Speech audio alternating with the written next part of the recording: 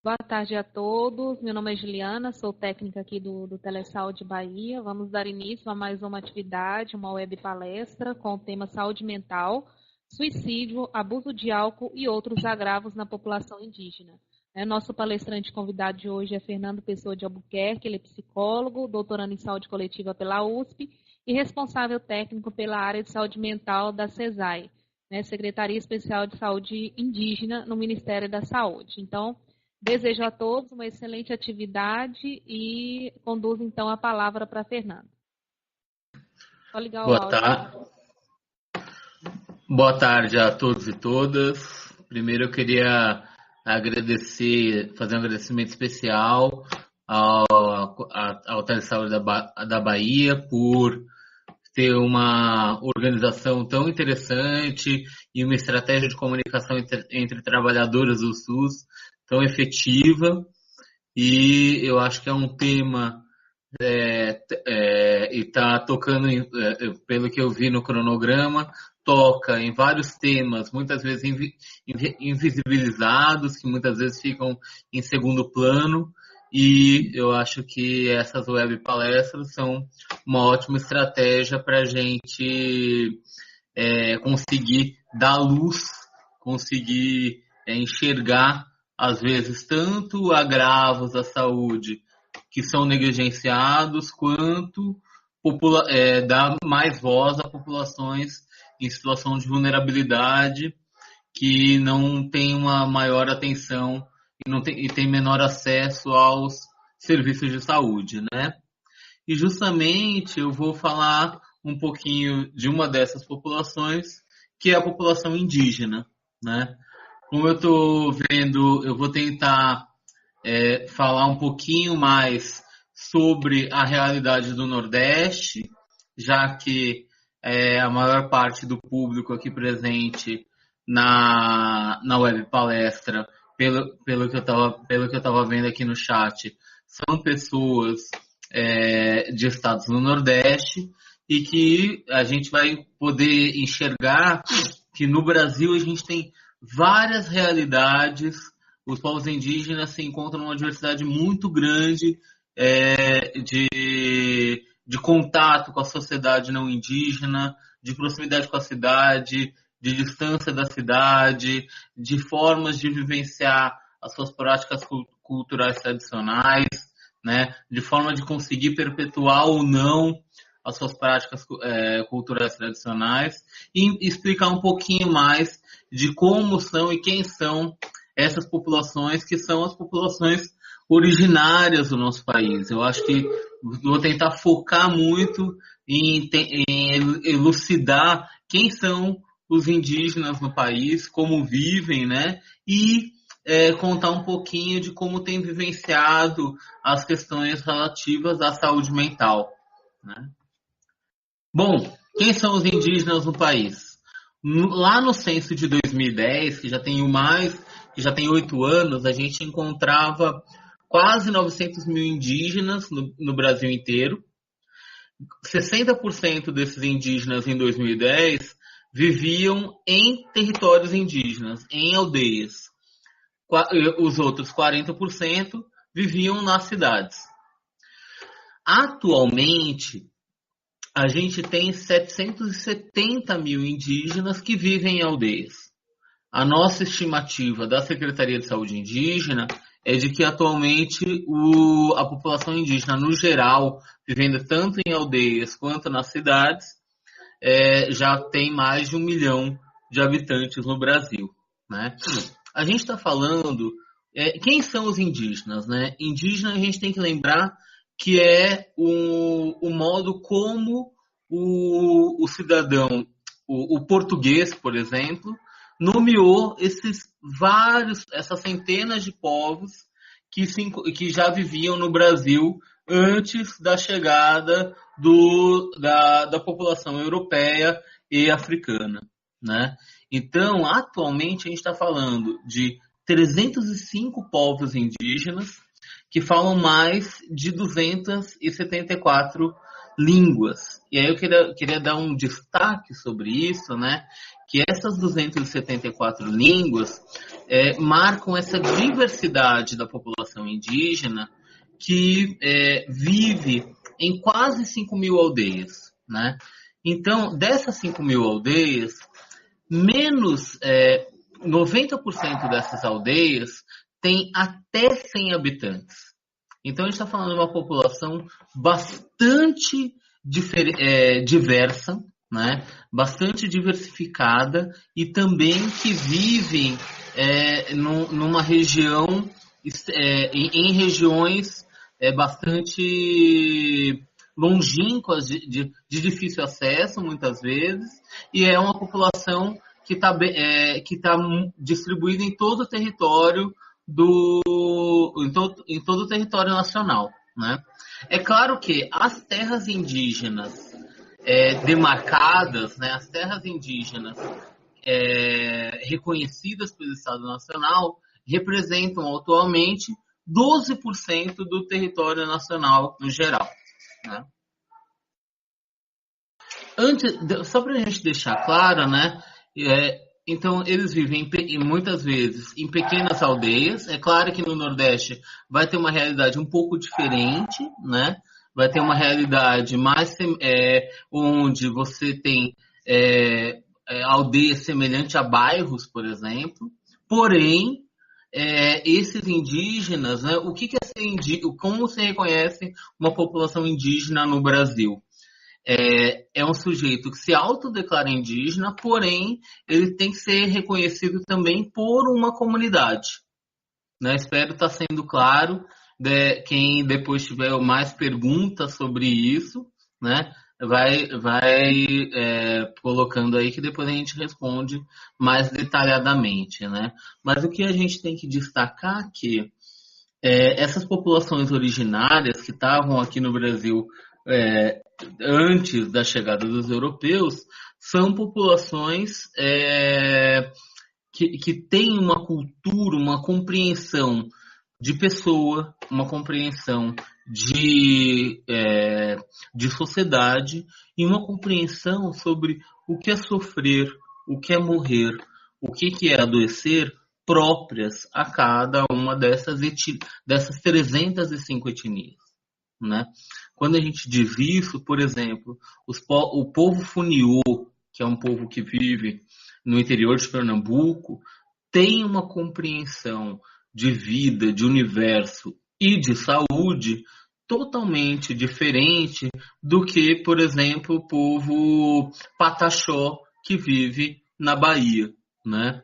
Que vive no sul da Bahia, em especial no sul da Bahia. E isso vai fazer diferença sobre como esses povos vão lidar com o seu próprio corpo, com a sua própria saúde, sobre como eles vão cuidar das suas crianças, sobre como as relações familiares vão determinar certos tipos de interação e, com isso, certos tipos de adoecimento dessas comunidades. Para isso, o que o Estado brasileiro faz? Até em 1910 é criado o Serviço Nacional de Proteção ao Índio, o SPI, né? O objetivo do Serviço Nacional de Proteção ao Índio, inicialmente, era integrar essas populações à sociedade não indígena, né? Então, seria, entre aspas, é claro, na época tinha um entendimento como se os indígenas não fossem civilizados e eles deveriam passar a integrar a sociedade nacional, passando a ser populações civilizadas, né? Com a compreensão melhor dos estudos antropológicos e o reconhecimento de que essas culturas tinham outros modos de compreensão da vida, foi se desenvolvendo política pública, que aí em 1960, com a criação da FUNAI, desenvolve-se uma outra estratégia de lidar com esses povos. A estratégia de respeitar, valorizar e garantir proteção à manutenção dessas culturas. Aí no Nordeste acontece um processo a partir dos anos 40, em especial, de o que os antropólogos vão chamar de etnogênese. Eram comunidades que não se reconheciam mais como indígenas e quando começam a redescobrir a sua cultura, a estudar sobre a sua cultura, voltam a se autodeclarar indígenas e conseguem, através da relação com o Estado, garantir, por exemplo, a demarcação de suas terras originárias, garantir os seus direitos a desenvolver suas práticas religiosas, a desenvolver as suas práticas relacionadas à sua cultura. Por que tudo isso é importante? Por que isso é tão importante? E só para terminar esse assunto da FUNAI, até os anos 90, quem ofertava, quem garantia a ida de equipes de saúde para aldeias indígenas era a própria FUNAI através de equipes volantes. O que são essas equipes volantes? Eram ações de campanha que desenvolviam ações de vacinação, de ações pontuais de levar médico e enfermeiros para as terras indígenas. A partir de 99, é criado o subsistema de atenção à saúde indígena. O que é esse subsistema de atenção à saúde indígena? O sanitarista Sérgio Arouca, conhecido pela criação do SUS, ele é o sujeito que vai dar nome à lei que cria o subsistema de saúde indígena, que chama Lei Arouca, que é criado em 1999, e esse subsistema vai garantir que ações de atenção primária cheguem à maior parte das aldeias indígenas. Para que isso? Porque foi se entendendo que havia necessidade de ofertar equipes de saúde de modo diferenciado para essas populações, por 3 grandes motivos. O primeiro é o motivo epidemiológico. As populações indígenas no Brasil, assim como em outras partes do mundo, a gente identifica que essas populações têm uma vulnerabilidade epidemiológica maior do que outras populações. Por quê? Porque essas populações não têm a mesma não tem a mesma defesa imunológica que, por exemplo, as populações europeias encontram para outros agravos, né? É claro que eles vão ter defesas imunológicas para os agravos próprios, nativos à região que eles vivem. Porém, no primeiro contato com as populações, com uma população externa, por exemplo, vou dar o exemplo da gripe. Num primeiro contato com uma população nativa, a gente tem que identificar, a gente tem que dizer também que no Brasil, hoje em dia, a gente tem pelo menos 23 grupos de indígenas isolados, em especial na região do Amazonas, do Acre e de Roraima. Nessas regiões, quando você tem esses indígenas entram em contato com populações não indígenas, muitas vezes a transmissão de gripe, de tuberculose e outras doenças que podem levar a óbito praticamente 70% da população. Por quê? Sim, morre-se de gripe porque não tem a mesma barreira imunológica das populações não indígenas. Os profissionais da área da saúde indicam que mais ou menos se demora mais ou menos 7 gerações para outras populações, para a população indígena, ter a mesma barreira imunológica que a população não indígena. Né? Espero estar sendo claro aí. Né? Bom, trazendo essa questão e aí entendendo que aí se desenvolve uma política nacional para uma atenção diferenciada a essas populações. Por motivo da epidemiologia, o outro por motivo cultural. Como eu disse, esses povos falam 274 línguas tradicionais.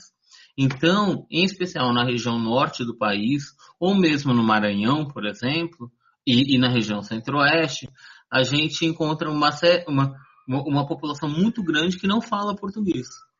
Então, a gente tem que atender através da ajuda de intérpretes. Fazer o atendimento à saúde através da ajuda de intérprete, que muitas vezes vai ser o agente indígena de saúde. No subsistema de atenção à saúde indígena, dentro dos territórios indígenas, a gente vai ter a figura do agente indígena de saúde, que é o sujeito que garante a interlocução entre a equipe, como médico, enfermeiro, técnico de enfermagem, com o resto da comunidade. Ele faz o mesmo papel do agente comunitário de saúde, porém num espaço intercultural. Eu queria dar destaque para essa palavra intercultural, que eu acho que, independente se o profissional que está ouvindo a gente trabalha no subsistema de atenção à saúde indígena ou na atenção básica convencional dentro dos municípios, quando a gente fala de atendimento à saúde de populações indígenas, a gente está falando de ofertar ações de cuidado num contexto intercultural. O que é esse contexto intercultural? É um contexto onde as compreensões do que é saúde e do que é doença são diferentes. Eu gosto sempre de dar o exemplo, é só a gente se imaginar, a gente não indígena, por exemplo, tá buscando atendimento num hospital ou num posto de saúde na China. A gente não vai reconhecer nem os símbolos do que é onde procurar esse hospital, onde achar esse posto de saúde. Então, por isso, a gente tem que construir estratégias de comunicação que facilitem o acesso dessa população ao cuidado de saúde, porém, também respeitem e reconheçam as formas como essa população entende o seu modo de se cuidar, de se curar, de evitar e de prevenir as próprias doenças. Então, para isso, a gente desenvolve uma atenção diferenciada que reconhece a eficácia da medicina tradicional indígena. Isso está na Política Nacional de Atenção à Saúde dos Povos Indígenas. E, para a população que vive em território indígena, o Ministério da Saúde tem 34 pequenas coordenações regionais, que são os distritos sanitários especiais indígenas. Eu vou até voltar aqui, que são esses distritos aqui que estão mapeados nesse mapa do Brasil. Esses distritos respeitam o modo de ocupação do território de cada população. Eu vou dar o exemplo, por exemplo, lá em Roraima, a gente tem não sei se vocês estão vendo o meu mouse, nesse pontinho vermelho, a gente tem o Distrito Sanitário Especial Indígena Yanomami. Ele pega toda a região oeste de Roraima e o norte do Amazonas. Por quê? Porque ele respeita o modo tradicional daquele povo, do povo Yanomami. Tem um outro povo lá também que é o Iacuana, mas desses dois povos ocuparem aquele território. Então, essas equipes multidisciplinares de saúde indígena vão estar atendendo essa população e muitas vezes vão ter conhecimento da língua e da cultura desse povo. Assim como vai acontecer no Distrito Sanitário Especial Indígena da Bahia. O DICEI Bahia atende todas as populações indígenas que vivem em territórios indígenas na Bahia. Então, tanto a população que vive lá em Paulo Afonso até Porto Seguro e a população que vive no interior são atendidas por equipes contratadas diretamente pelo Ministério da Saúde dentro desses territórios indígenas. E aí, porém, quando esse indígena precisa ser atendido na média e na alta complexidade, aí ele vai ser atendido como qualquer cidadão em hospitais e outros serviços dos municípios e do Estado. Eu queria dar esse destaque de que a Política Nacional de Saúde Indígena reconhece a eficácia das medicinas tradicionais e que devem ser valorizadas, respeitadas e até mesmo fomentadas. Quando a gente está falando de como a gente vai lidar com a saúde das populações indígenas, é extremamente importante e protetor para essas populações de que os seus pajés, os seus cuidadores tradicionais, seus rezadores, seus raizeiros sejam incluídos, sejam parceiros no cuidado para essa população. Então, quando a gente está falando, por exemplo, de uma equipe de saúde da família, que aqui, pelo visto, a maior parte do público é uma população a maior parte do público são profissionais de saúde da família, né? É super importante que a gente consiga se aproximar não só das famílias para entender as dinâmicas familiares, mas também dos cuidadores tradicionais de cada comunidade. Né? E aí, como que a gente vai fazer atenção diferenciada à saúde indígena, né? À saúde das populações indígenas? É muito importante que a gente consiga levar em consideração uma coisa que tem uma teórica chamada Barbara Starfield, que é uma teórica que escreve sobre atenção primária no geral, no mundo todo. E ela fala que uma das competências da atenção primária é justamente a competência cultural. O que é competência cultural? Competência cultural é a gente conseguir reconhecer o modo como aquela comunidade ou família entendem o seu processo de adoecimento dentro da sua cultura, né? E aí a gente vai ouvir assim, Fernando, mas esses indígenas, eles já usam celular, eles já estão na cidade. E aí a gente muitas vezes ouve assim, mas eles não são mais índios, né? A gente construiu uma imagem no Brasil, uma imagem exótica do indígena, né? De uma figura do indígena como um ser que vive na floresta, que vive na aldeia, que vive de caça e vai viver sempre em ocas, por exemplo. Isso é uma figura exótica de que, se ele passa a viver da cidade, ele não é mais reconhecido como indígena.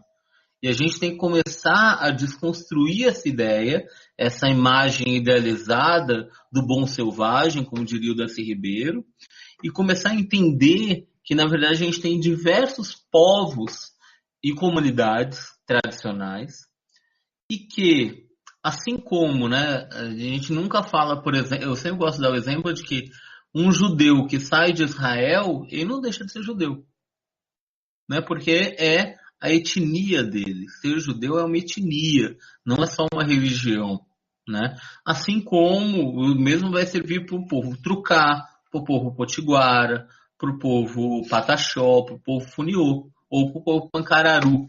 São povos do Nordeste que se identificam com essa cultura e vão a gente entender que o indígena como uma etnia, como um modo de ser independente de onde ele está e de que hábito ele desenvolve. E aí os antropólogos vão dizer que a gente precisa entender a cultura como uma cultura viva, uma cultura que vai se transformando, em especial no contato com outras culturas, né? Ele não deixa de ser índio porque ele passa a usar, a ter mais contato com a sociedade não indígena, né? Ele passa por um processo de reinvenção da cultura e esse é um fator super importante para a gente levar em conta nas condições de saúde dessas populações. O maior contato com a sociedade envolvente, que envolve as aldeias, muitas vezes vai transformar as relações familiares, as relações comunitárias dessa aldeia e vai fragilizar a qualidade do vínculo dessas comunidades. Isso vai interferir sobre uma série de agravos da saúde, né? Posso dar o exemplo, né? O contato com a população não indígena vai interferir no contato com infecções sexualmente transmissíveis, com doenças transmissíveis e também, no que a gente vai abordar aqui, a questão do que a gente chama de transtorno mental, né? Porém, como eu estava dizendo, antes da gente entrar na questão da saúde mental, a gente tem que levar em consideração sobre como desenvolver essa atenção básica com competência cultural, né? E aí, o que a gente traz, como é que a gente define essa atenção diferenciada não só dentro da atenção básica, como em qualquer outro serviço de saúde, como hospitais, centros de atenção psicossocial, qualquer outro serviço que vá acolher uma pessoa indígena, né? Primeiro, quando a gente acolhe uma pessoa indígena, a gente tem que tentar buscar conhecer a história daquele povo e a realidade daquele povo, né? E estar sensível para ouvir um outro modo de compreensão do seu adoecimento. E tentar desconstruir certos preconceitos e ampliar o diálogo sobre como aquele sujeito quer ser cuidado, quer ser tratado, né? E aí, é claro, ampliando formas de acolhimento dessas pessoas. Aqui. E aí, falando um pouquinho, né, eu acho que tem um desafio muito grande que aí, já que a gente está numa web palestra sobre saúde mental indígena, eu acho que não dá para a gente não abordar, independente aí da população que a gente está atendendo, as relações que tem os serviços de saúde com as comunidades. Por que eu estou trazendo isso, né? Eu gosto muito de trazer uma compreensão de que quando a gente vai pensar, por exemplo, a atenção básica, né? O que a gente sempre fala da atenção básica? A atenção básica tem que ser uma atenção longitudinal, que conheça as pessoas, que conheça as famílias, que conheça os conflitos familiares, que tenha vínculo com as lideranças daquele território, e que consiga acompanhar ao longo do tempo o processo de saúde e doença das famílias, intervindo sobre os seus determinantes. Por exemplo, quando a gente fala apesar da atenção básica não ter tecnologia dura, como exames, tratamentos que exijam uma tecnologia complexa, uma tecnologia dura complexa, a atenção básica exige uma tecnologia leve de entender as relações familiares ou, por exemplo, os hábitos alimentares para conseguir transformar, por exemplo, a vida de um hipertenso.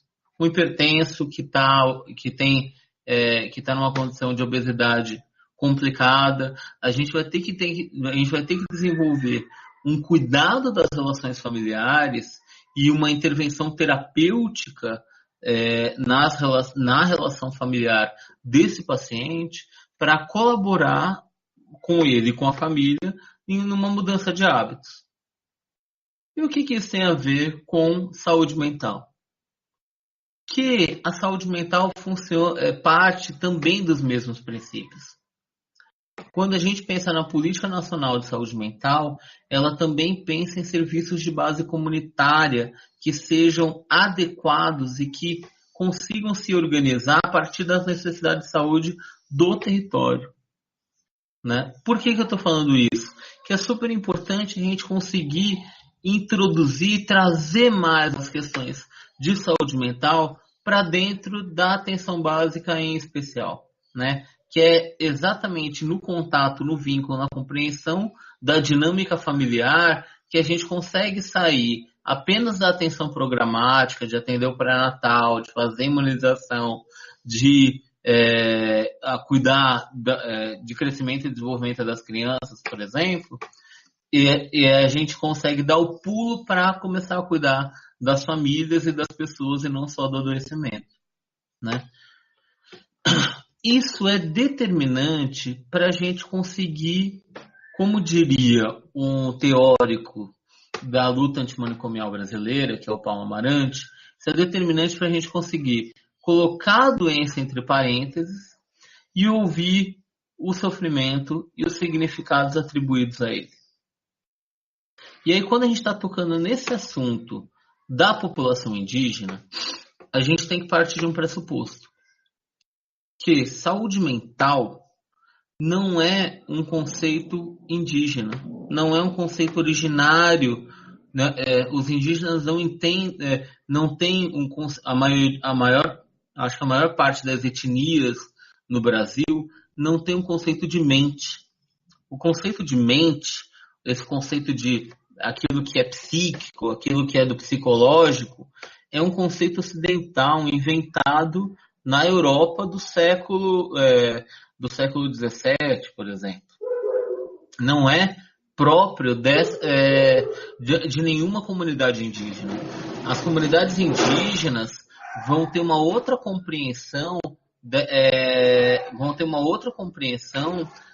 do seu modo de entender o que é espírito, o que como as famílias se relacionam entre elas e também como é entendido o seu mundo emocional. O mundo emocional de um sujeito indígena, ele funciona numa outra ordem de significados bastante diferente da nossa, né? Não existe, por exemplo, um adoecer da cabeça.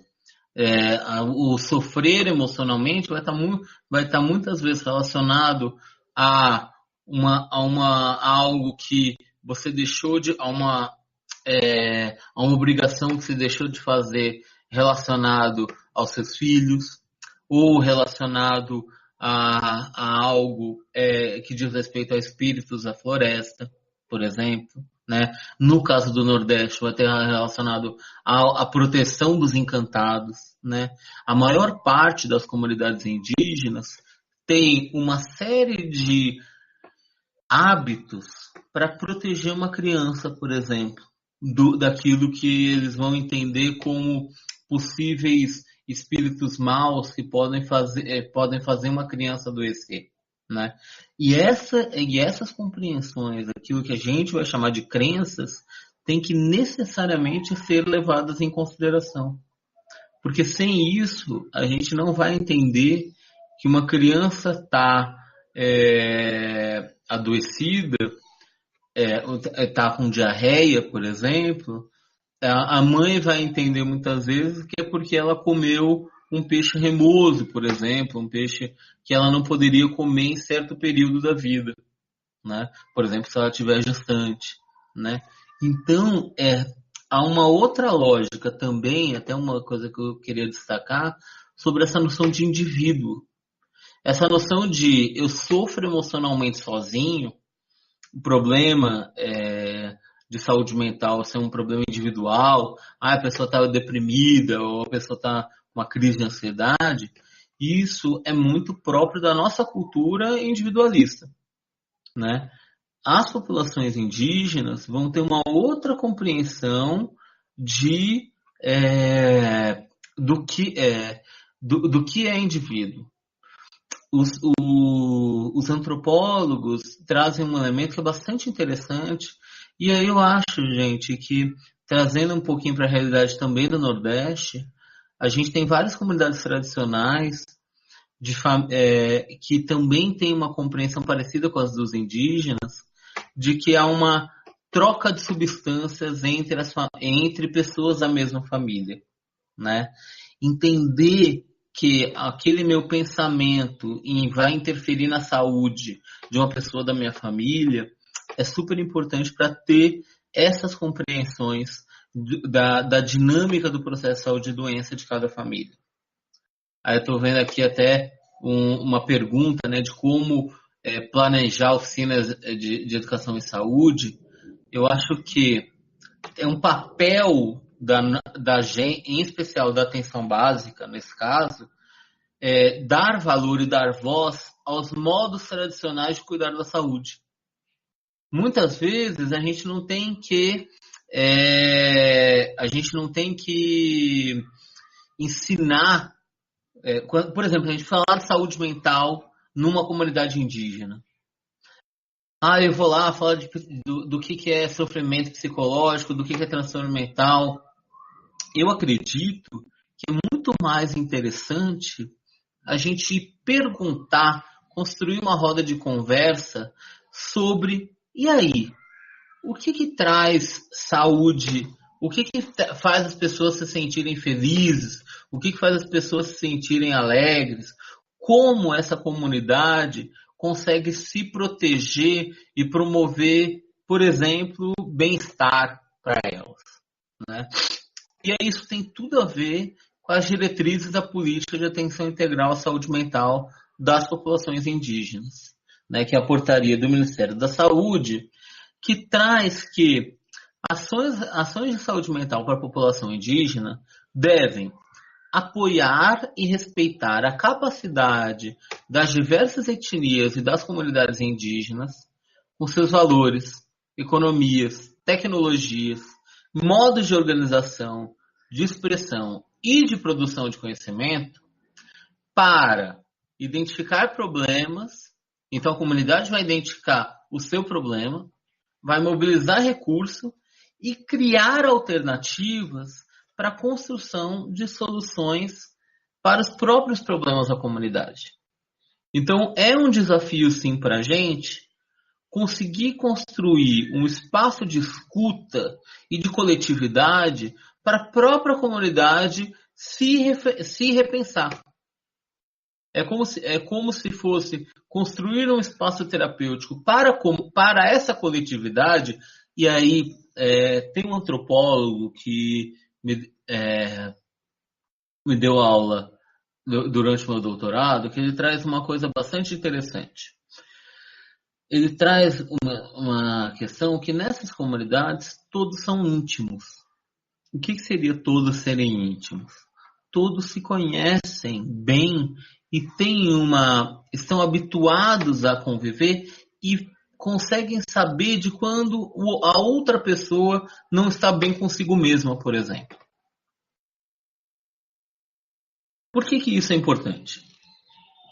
Quando a gente traz isso para essas coletividades dessas comunidades indígenas, essas comunidades indígenas têm uma noção de coletividade muito diferente, por exemplo, de populações urbanas que a gente atende. Essas comunidades indígenas vão ter um tecido social, muitas vezes, que funciona numa lógica bastante diferente. A gente tem que entender a dinâmica familiar entre famílias, que muitas vezes são famílias que, por exemplo, podem ser brigadas, ou você tem dois clãs, por exemplo, dentro da mesma etnia, e aquilo que um clã pode fazer, o outro não pode fazer, por exemplo. A gente tem que entender as relações de parentesco dessas comunidades para poder entender melhor como eles vão cuidar da sua própria saúde. Eu vou falar um pouquinho melhor disso mais à frente, né? Só para dar um exemplo, né? Antes de tocar no assunto muito importante, que é a questão do suicídio indígena, que infelizmente é bastante prevalente, antes de tocar nesse assunto, eu queria dar o exemplo de uma comunidade ticuna, que vivem lá na região oeste do Amazonas. Essa comunidade, eles dizem que quando eles foram criados, no mito de criação dessa etnia, os dois deuses, digamos assim, que os criaram, deram presentes para eles que ou eram animais de pena ou de pelo. Então, cada família, cada clã vai ser um clã relacionado a algum animal de pelo ou de pena. Então, vai ter o clã onça. Então, eu sou de uma família onça. Eu sou dessa família onça. E isso, gente, a gente tem que entender que isso é sério para eles. Eles vão entender que na relação de parentesco deles, é que esse sujeito que é da família onça só vai poder casar com alguém que seja de uma família de pelo, uma família tucano, de uma família de algum pássaro, de algum que não seja, me desculpa, que não seja uma família de pelo. Então, as relações são entrecruzadas, né? Uma menina que se apaixona por o que é de uma família macaco, por exemplo, isso é verdade, um clã macaco, e se apaixona por um garoto de um clã onça, ela não pode se casar. Para ele, seria considerado um incesto. Assim como a gente não considera, assim como a gente considera incesto, de um certo modo incestuoso, a gente casar com um primo, por exemplo. Né? A gente se envolver, uma menina se envolver com um primo, por exemplo. Isso a gente considera um tanto quanto incestuoso. Isso é tabu para essa comunidade, né? E isso vai causar uma série de conflitos emocionais que vão estar muito relacionados a sofrimentos mentais, em especial nessa passagem para a vida adulta, né? Nessa passagem, a gente tem visto que os jovens indígenas têm tido uma série de adoecimentos emocionais relacionados a essa passagem para a vida adulta. Bom, tocando num assunto super importante, que é o assunto do suicídio indígena. Felizmente, o único estado do Nordeste que a gente tem maiores taxas de suicídio na população indígena é o estado do Maranhão. Eu falo isso porque é o único estado. Nas outras regiões, por exemplo, do Nordeste, a gente não tem incidência de óbitos por suicídio frequentes. Felizmente isso. Porém, a gente encontra que em vários povos originários do mundo, como no Canadá, na Nova Zelândia, na Austrália e no Chile, os povos indígenas têm taxas de suicídio maiores do que a população em geral, né? E a gente tem que aí levar em consideração que esses povos vão ter diferentes concepções do que é morte e sobre o que é morrer para eles, né?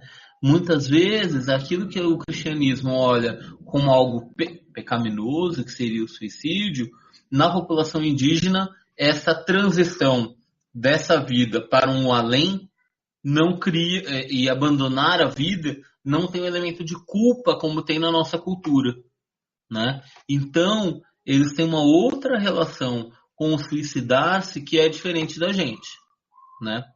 E isso a gente tem que entender como se dá esse sofrimento, mas porém o suicídio indígena que ocorre muitas vezes entre jovens indígenas, né, em especial de 10 a 19 anos de idade, a gente percebe que esse suicídio ocorre devido a uma experiência de sofrimento sobre como ser indígena, estando em contato com a sociedade não indígena e sendo um indígena diferente dos pais, né, por exemplo. Então, como reinventar sua própria identidade, digamos assim. Trazendo um pouquinho dos dados do Ministério da Saúde, na população indígena brasileira em geral, a gente tem uma taxa de suicídios quase 3 vezes maior do que na população em geral. Na população em geral, a nossa taxa de suicídios é 5,7 óbitos por 100 mil habitantes. Na população indígena, é 15,2 óbitos por 100 mil habitantes. E esses óbitos estão bastante concentrados, aí quase 45% desses óbitos estão concentrados na idade de 10 a 19 anos de idade, né? Que é justamente esse conceito de adolescência, por exemplo, que é um conceito novo para a gente. Você pega lá no século XVII, as pessoas casavam com 15 anos de idade. O conceito de adolescência é novo até mesmo para a nossa sociedade. Na população indígena, ele praticamente, na maioria das etnias, ele não existia antes do contato com a sociedade não indígena, né? Então, o jovem indígena da maior parte das comunidades que vivem em terras indígenas, ele se casa com 14, 15 anos de idade. Então, a passagem da infância para a vida adulta se dá de um modo bem mais acelerado, digamos assim. Claro, é acelerado ao nosso ver, ao nosso olhar, né? Do que para eles não vão achar acelerado, né? Mas não existe essa transição da adolescência, que a gente vivencia na nossa população. E aí, gente, eu acho que a gente, para além da questão do suicídio, né, mas esse esquema que eu montei é um esquema do modo como a gente aborda a temática do suicídio na população indígena. Seja de famílias que tiveram óbito, seja de famílias que tenham tido alguém que tenha tentado suicídio. Porém, esse esquema que eu vou apresentar para vocês também pode ser utilizado para outros agravos da saúde mental, como, por exemplo, transtornos mentais, como questões relacionadas a sofrimento mental, por exemplo, com visões, com escuta de vozes, ou até mesmo o uso prejudicial de álcool, né? A gente tem que entender que a saúde mental em contexto indígena, ela vai estar relacionada a 3 grandes fatores, né? Um deles é a questão relacional, né? Como eu já disse, essa passagem para a vida adulta, ela vai se transformar com a relação com a sociedade não indígena. Esse jovem que se casava com 14 anos de idade e já passava a sustentar a própria companheira, a própria esposa, e tinha filhos logo e passava a sustentar os filhos, no contato com a sociedade envolvente, ele vai querer namorar como o não indígena, como o branco, como o negro, que vai vivenciar essa adolescência. Isso vai transformar as relações conjugais dentro da população indígena, dentro das comunidades indígenas. Outra coisa que acontece muito e é muito grave são as mudanças nas relações entre pais e filhos dentro da comunidade indígena. Eu vou dar um exemplo que é bastante característico, que eu acho que diz dessas transformações familiares e sociais. Tem uma comunidade na região, lá no Tocantins, que é a etnia Carajá. Nessa etnia, ele já tem contato com a sociedade não indígena já há muitos anos, já há pelo menos 60 anos, né? E eles vivem bem perto das cidades. Porém, tradicionalmente, o cuidado com a criança Carajá, eles sempre entenderam que o pai tem que dar tudo para a criança, tudo que ela quiser. Isso vai incluir ser um peixe, uma caça, um artesanato que ela quiser, né? Um brinquedo feito com materiais próprios daquela região, né? Então, há uma necessidade de cuidado muito grande com essas crianças, né? Então, a gente entende que esses pais se dedicam muito ao cuidado com as crianças e quando esse pai não faz aquilo que a criança esperava dele, é considerado uma rejeição. O pai está muito bravo com a criança. Por exemplo, a mãe não cozinhar um peixe que o menino queria é um ato grande de rejeição, né? E aí, o que isso acontece quando essa população entra na sociedade de consumo? Na sociedade de consumo nessa sociedade ocidental de consumo. Então esse menino vai querer um tênis e vai pedir para a mãe, e isso vai ser considerado, e se a mãe não puder dar, isso vai ser considerado também uma grande rejeição. Aquilo que a gente considera um sofrimento emocional enorme, ou até mesmo uma tentativa, ou um óbito por suicídio, por essa pessoa não querer mais, por essa pessoa não ter tido acesso ao tênis que ela queria, a gente vai, o não indígena vai falar assim, mas que banalidade, ele vai querer se suicidar por causa disso. Quando a gente fala de população indígena, a gente tem que entender as outras dinâmicas familiares dentro dessa comunidade, né? E aí, isso fica mais grave ainda quando essa comunidade vivencia discriminação, quando essa comunidade tem dificuldade de inserção socioeconômica na cidade e começa a ter as suas práticas tradicionais desvalorizadas, digamos assim, não consideradas, não reconhecidas pelo contato com a sociedade não indígena, né? Então, a gente tem que dar muito destaque ao entendimento das perspectivas indígenas, né? Entender, por exemplo, aí no Nordeste, como os encantados interferem na saúde dessa população é super importante, né? E aí, como que a gente previne suicídio dentro do subsistema de atenção à saúde indígena, né?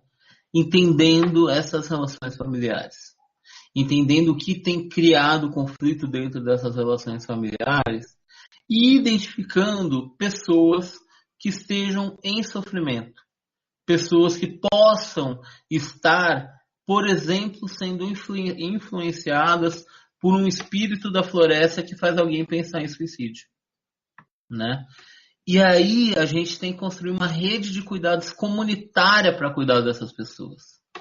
Queria fazer um parênteses e aí tocar no assunto de que o suicídio indígena, suicídio não só nas populações indígenas, na população em geral, ele tem um elemento que, quando ocorre um óbito por suicídio, muitas vezes as pessoas ficam tendo outras pessoas passam a ter ideação suicida. Isso a Organização Mundial de Saúde chama isso de efeito contágio, né? O que é esse efeito contágio? O outro começa a pensar em suicídio também, e aí qual que é a nossa função do setor saúde? Se teve um óbito por suicídio ou uma tentativa de suicídio, a gente tem que desenvolver uma estratégia de cuidado para esses familiares e pessoas próximas de quem foi a óbito ou tentou suicídio, que outras tentativas podem vir a acontecer, né? E isso só se dá estando próximo, junto com a atenção básica e apoiado pelo CAPS, né? Apoiado por profissionais de saúde mental. Dentro do subsistema de saúde indígena, a gente tem buscado que os psicólogos deem apoio para as equipes de atenção básica, para que essas equipes consigam identificar nas famílias tanto quem pode estar em risco para suicídio, quanto quem pode ser o suporte, ser um ponto de apoio, ser alguém que o pessoal no Canadá tem chamado de sentinela para evitar uma nova tentativa de suicídio. O que é o sentinela? É aquela pessoa que tem da comunidade, uma pessoa comum, um familiar, um amigo, que vai estar próximo de alguém que está em sofrimento mental com ideação suicida. Identificar esse sentinela e qualificá-lo e cuidar dele, incentivá-lo a cuidar da pessoa que está com ideação suicida é uma estratégia efetiva para a prevenção do suicídio, né? Falando um pouquinho dos jovens indígenas no geral, a gente percebe que os jovens indígenas eles vão trazer temas falando de estarem vivendo entre dois mundos, né? Numa dinâmica que a gente fez com esses jovens Chikuna lá no Amazonas, os jovens diziam assim, os anciões dizem que não somos mais índios, e na cidade temos vergonha de dizer que somos.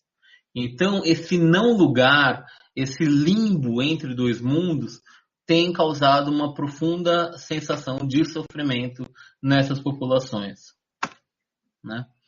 E aí, eu vou tentar falar um pouquinho mais rápido, já que eu fiz uma introdução longa, né? De que ações que a Secretaria de Saúde Indígena tem feito para prevenir suicídio. E essas ações são em especial relacionadas a identificar pessoas com ideação suicida e colaborar e desenvolver um projeto terapêutico singular que faça os familiares a se comprometerem no cuidado com essa pessoa com ideação suicida. É claro que tem um elemento super importante. O álcool, as pessoas que foram a óbito por suicídio, 50% delas faziam uso frequente de álcool, né? E aí eu acho que é uma demanda, pelo que eu entendi, também de alguns profissionais que estão acompanhando a nossa fala, sobre essa questão do uso de álcool na população indígena. A maior parte das populações indígenas, das etnias indígenas, tem um uso de álcool tradicional. Que uso de álcool tradicional é esse? É, por exemplo, bebidas feitas da mandioca, do milho, né? Que no norte, por exemplo, se chama de caiçuma, de caxiri, né? Então, muitas vezes essas comunidades, antes do contato com a sociedade envolvente, faziam a sua caiçuma, por exemplo, e faziam festas de 4 dias, que duravam 4 dias, por exemplo. Quando a caiçuma acabava a festa. Só que aí o que acontece quando o álcool entra na aldeia? Né? Quando o álcool entra na aldeia, a gente percebe que o álcool muitas vezes foi usado para pacificar os povos indígenas, né? Então, muitas vezes, no norte, por exemplo, os padres davam cachaça para essas populações, para esses indígenas, para trabalharem para fazer uma roça para eles. Isso foi um jeito de colonizar esses povos e quebrou a forma tradicional de controle de controle do uso de álcool. E aí, se a festa acabava quando acabava o caxiri, quando entra a cachaça, que é feito industrialmente, a gente não tem mais uma forma de controle tradicional do uso de álcool. Com isso, a gente entende que o problema do uso de álcool nessas comunidades indígenas é um problema comunitário. A gente não pode individualizar o problema. A gente tem que levar essa questão para a comunidade, para a aldeia. Né? É claro que muitas vezes a gente não vai, as lideranças da aldeia, às vezes vão ter um problema com o uso de álcool e vão negar esse problema. Às vezes a gente pode comer pelas beiradas e fazer uma roda de conversa com as mulheres, tocando em assuntos sobre cuidado com os filhos, por exemplo, voltando a esse assunto da educação e saúde, e que nesse contato, nessas rodas de conversa, comecem a aparecer questões relacionadas ao álcool, né? Ao uso da bebida alcoólica, né? E aí a gente pode começar a perguntar essas questões aí que eu apresento para vocês. A questão da bebida alcoólica é um problema na sua aldeia? Porque desde quando? Quando começou a ser um problema? Que problema? Por que você acha que isso acontece? E que soluções que a própria aldeia teria para evitar o uso prejudicial de álcool? Né? Desenvolver ações coletivas é extremamente efetivo. A gente tem uma comunidade no Mato Grosso que desenvolveu uma horta comunitária onde eles voltaram a plantar um milho que eles não plantavam mais. Com isso, primeiro começou com as mulheres e os homens começaram a combinar que quem fosse trabalhar na roça não podia estar alcoolizado. E isso começou a fazer um convite para os homens que estavam vivendo alcoolizados exclusivamente a ter um ato de autocuidado e voltar a desenvolver uma prática tradicional daquela comunidade. Dá para a gente fazer isso sozinho? Não. Infelizmente, na maior parte das comunidades indígenas, a gente vê que, às vezes, apenas a saúde está ali presente. E isso torna uma política pública muito limitada, porque às vezes a gente só presta atendimento e não consegue prevenir os agravos. É super importante para qualquer profissional de saúde, para a gente começar a conseguir intervir sobre problemas, por exemplo, como o uso de álcool, ter outros parceiros de outras instituições, como a Assistência Social, o Centro de Atenção, o CAPS, a FUNAI, e mesmo quem atende indígena que está morando na cidade pode pedir ajuda da Secretaria de Saúde Indígena, do Distrito Sanitário Especial Indígena local, para conseguir desenvolver projetos mais adequados a essa população.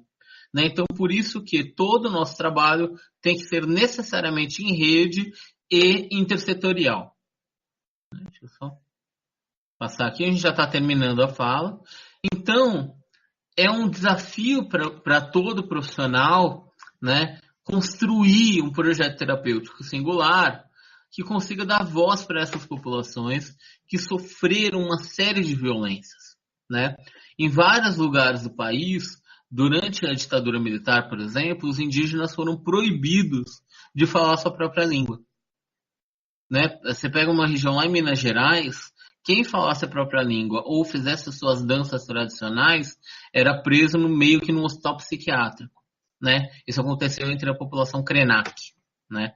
Então, é super importante a gente dar voz a essas populações e legitimar o seu modo de compreender, o modo de cuidar da saúde.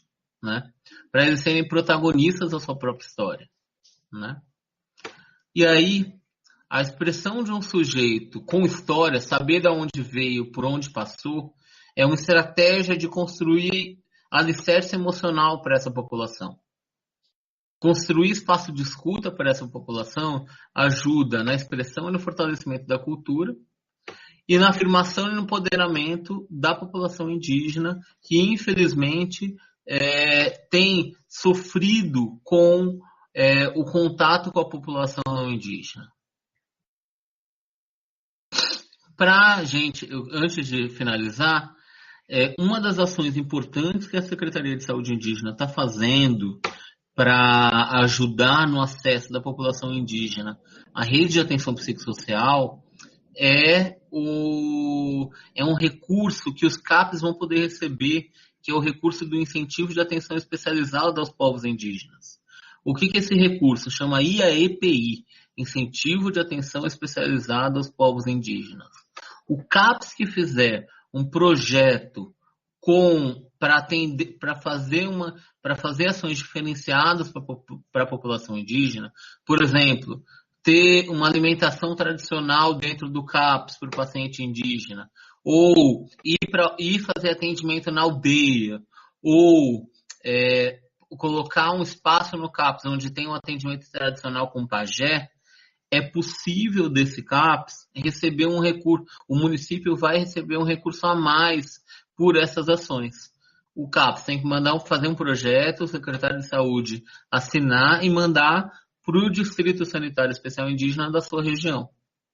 Isso é uma estratégia que a gente tem entendido para aumentar o acesso dessas populações aos CAPs, já que essas populações têm uma série de transtornos mentais, em especial relacionados ao uso prejudicial de álcool. Né? E para terminar, eu queria deixar vocês com essa frase do Sérgio Arouca, né, que ele aponta, né, que a reforma sanitária criou o SUS, mas o núcleo dele, desumanizado e medicalizado, está errado. Temos de entrar no coração desse modelo e mudar. Qual o fundamento? Primeiro, a promoção da saúde, não da doença.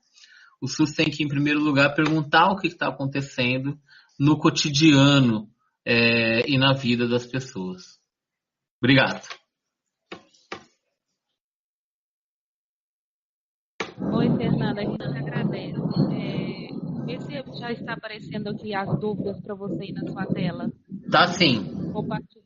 Pronto, pode já ler e responder aí. Se o pessoal já tiver mais alguma dúvida também, pode ir acrescentando aqui no bate-papo para nós, tá bom? Uhum.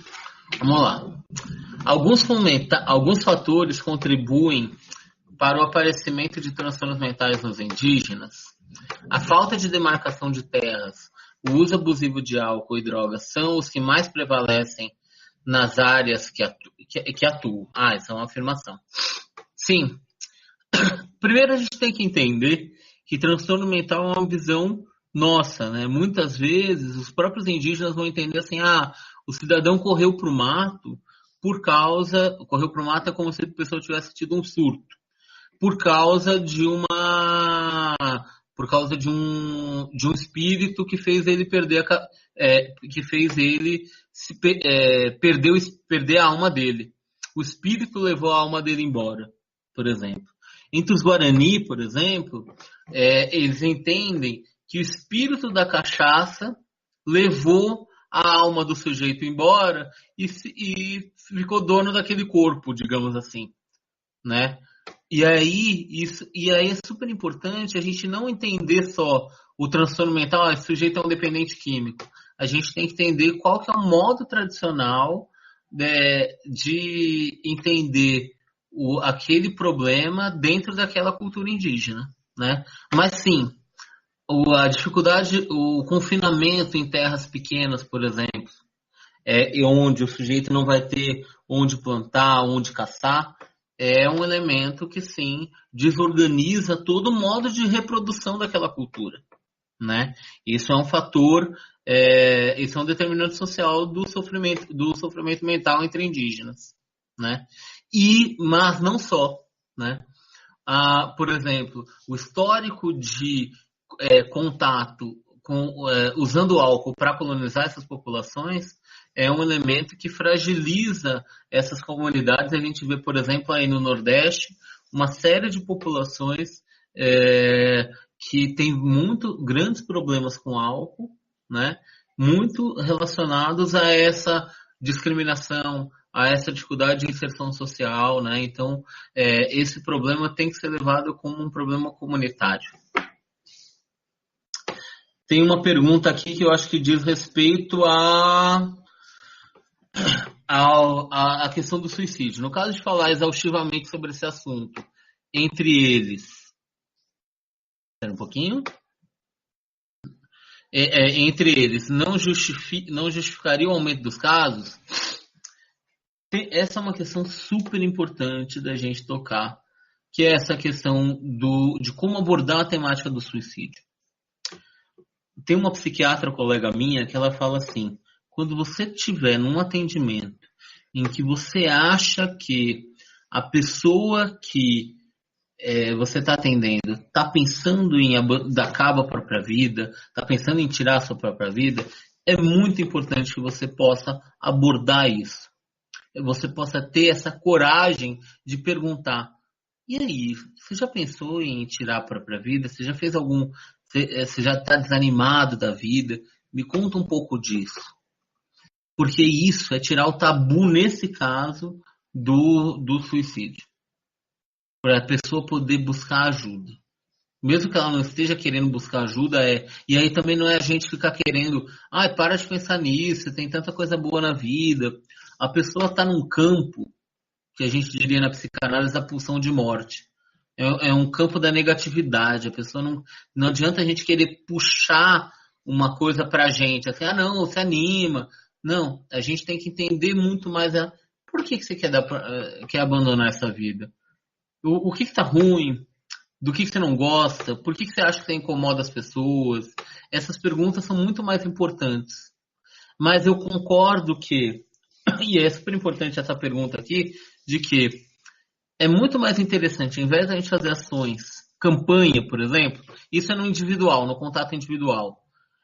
Em vez de a gente fazer campanha de prevenção do suicídio, eu faço parte do Comitê Nacional de Prevenção do Suicídio também. A gente acredita que vale muito mais a pena a gente fazer campanha de valorização da vida, de abordar para as pessoas o que faz essa vida valer a pena. Né? Essa é uma pergunta de um Guarani Kaiowá, que ele diz assim, eu quero uma vida que vale a pena ser vivida.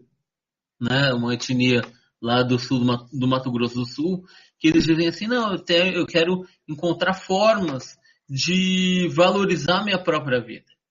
Né? Em que eu tenha espaço de expressão, de alegria, de desejo, né? Então, vale muito mais a pena, ao invés de a gente tocar na prevenção, no suicídio, a gente tocar no assunto de cuidado, de quem você cuida, quem você acha que não está legal, você pode estar mais próximo dessas pessoas, né? E aí eu concordo, e aí a gente sempre indica que fotos, imagens e não contar o modo como a pessoa se suicidou é muito importante para prevenir o suicídio, para evitar o efeito contágio, né? Uma imagem de alguém que foi a óbito por suicídio por algum meio pode incentivar, sim, as pessoas a se matarem, né? Então, é super importante que nas redes sociais, no WhatsApp, a gente não repasse nem imagens e nem fique contando como a pessoa foi a óbito, né? Drogas sintéticas estão inseridas nesse contexto? Drogas sintéticas, no caso, a gente está falando de êxtase e essas outras drogas muito urbanas mesmo, né?